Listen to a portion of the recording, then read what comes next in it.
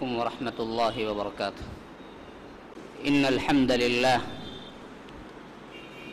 نحمده ونستعينه ونستغفره ونؤمن به ونتوكل عليه ونعوذ بالله من شرور أنفسنا ومن سيئات أعمالنا. من يهده الله فلا مضل له ومن يضلل فلا هادي له وأشهد أن لا إله إلا الله وحده لا شريك له وأشهد أن محمدا عبده ورسوله. أما بعد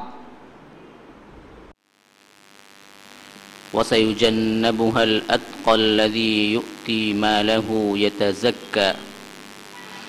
وما لأحد عنده من نعمة تجزى إلا ابتغاء وجه ربه الأعلى ولسوف يرضى. اللهم أرنا الحق حقا وارزقنا اتباعه وأرنا الباطل باطلا وارزقنا اجتنابه. اللهم علمنا ما ينفعنا وانفعنا بما علمتنا وارزقنا علما. رب اشرح لي صدري ويسر لي أمري واحلل عقدة من لساني يفقه قولي. برادران اسلام، واجب الاحترام بزرگوں، دوستوں اور عزیز ساتھیوں، لائق احترام ماؤں اور بہنوں، آج جو موضوع ہمارے لیے ہے وہ خلفائے راشدین اس کا عنوان ہے۔ اس سلسلے میں اس سے پہلے بھی ایک مختصراً جامع خاکہ خلفائے راشدین ہی کے موضوع پر میں نے کیا تھا، لیکن اب اس مرتبہ جو خلفاء کی سیرتیں انشاءاللہ العزیز آپ لوگوں کے سامنے آئیں گی، وہ تفصیل اور تاریخی پہلوؤں کو شامل کر کے آپ لوگوں کے سامنے پیش کرنے کا ارادہ ہے۔ دراصل تاریخ اسلام کی اگر ہم ابتدا کہہ سکتے ہیں تو وہ خلفائے راشدین ہی سے ہے، اور یہ بات اچھی طرح ذہن میں رکھ لیجئے، جو قوم اپنی تاریخ کو نہیں جانتی یا جو قوم اپنی تاریخ کو بھلا بیٹھتی ہے، اس کے بارے میں بڑے بڑے مؤرخین اور اسلاف کا یہ قول ہے کہ پھر اس کو برباد کر دینا اور اس کو مٹا دینا بہت آسان ہو جاتا ہے۔ ہم اپنی تاریخ کو بھلا دے یا اپنی تاریخ نہیں جانتی، غافل ہو جائے، پھر اس قوم کو مٹا دینا، اس قوم کو نیست و نابود کر دینا، اس قوم کی عزت کو چھین لینا کوئی بڑی بات نہیں ہوتی۔ افسوس کہ اس مقولے کا صحیح مصداق آج امت مسلمہ ہے۔ جو شاندار ماضی ہم رکھتے ہیں، جو شاندار کارنامے ہمارے اسلاف نے انجام دیے ہیں، قوموں کی تاریخ میں کوئی اور تاریخ ایسی نہیں ہے جیسی کہ ہماری اپنی تاریخ ہے۔ لیکن عجیب مسئلہ یہ ہے کہ کتنے مسلمان ہمارے اپنی اسلامی تاریخ سے واقف ہیں، ان کو پتہ ہے کہ کب کیا حالات پیش آئے تھے، خلفاء نے کیسی زندگیاں گزاری تھی، فتوحات کا سلسلہ کیسے پھیلا، اسلام کا وہ عظیم الشان کارنامہ کب انجام پایا، یہ تمام چیزیں ہم سمجھتے ہیں کہ یہ سب بہت دور کی باتیں ہیں اور یہ بہت بڑے بڑے لوگ پڑھنے کی باتیں ہیں، بس ایک عوام سے اس کا کیا تعلق ہے تاریخ وغیرہ سے۔ تو اسی وجہ سے امت مسلمہ کا ایک بہت بڑا گروہ تاریخ کو جانتا ہی نہیں، اسلامی چند احکامات کو جاننے والے بھی تاریخ اور اس کے جو کچھ لوازمات ہیں، جو کچھ اہم واقعات ہیں، یہ تک نہیں معلوم ہے۔ صدیق اکبر نے کب خلافت لی،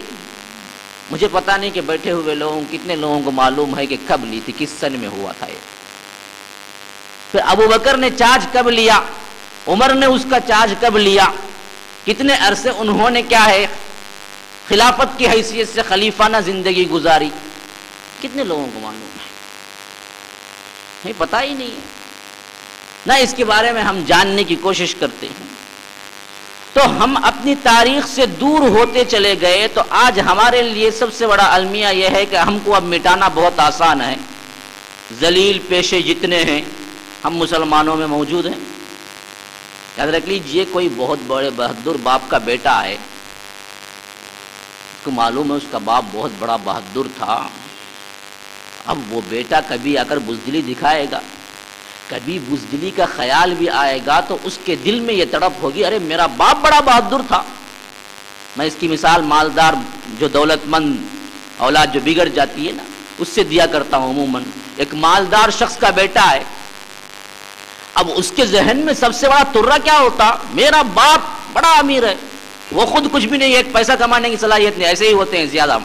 مالدار لوگوں کی اولاد کوئی قابل نہیں ہوتے زیادہ تر، اللہ ماشاء اللہ کوئی قابل بھی ہو جائے یہ اور بات ہے، لیکن عموماً ناز ہوتا ہے کن پہ؟ اپنے باپ کی دولت پہ، میرا باپ میرا باپ میرا باپ۔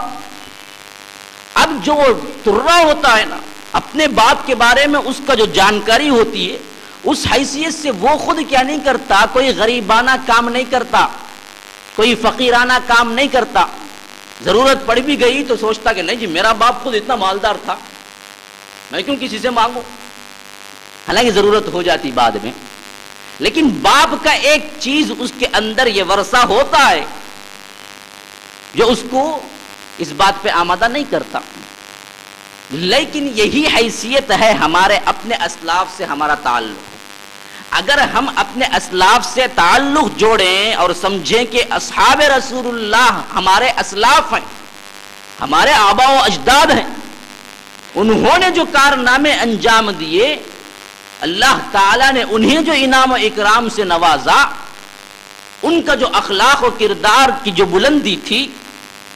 ایسے کے نام لینے والے، ان سے اپنا تعلق کو جوڑنے والے ہم یہ کام کریں،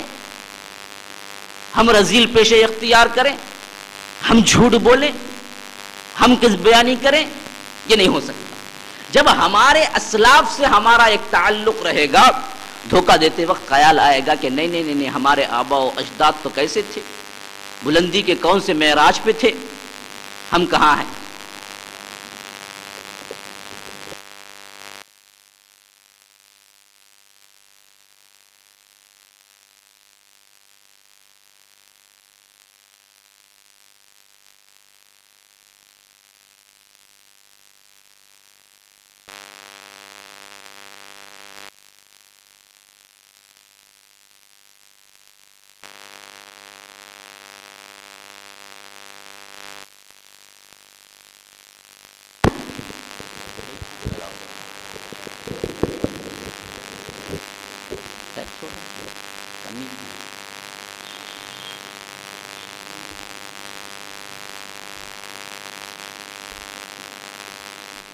تو غرض کے بتانے کا مقصد یہ ہے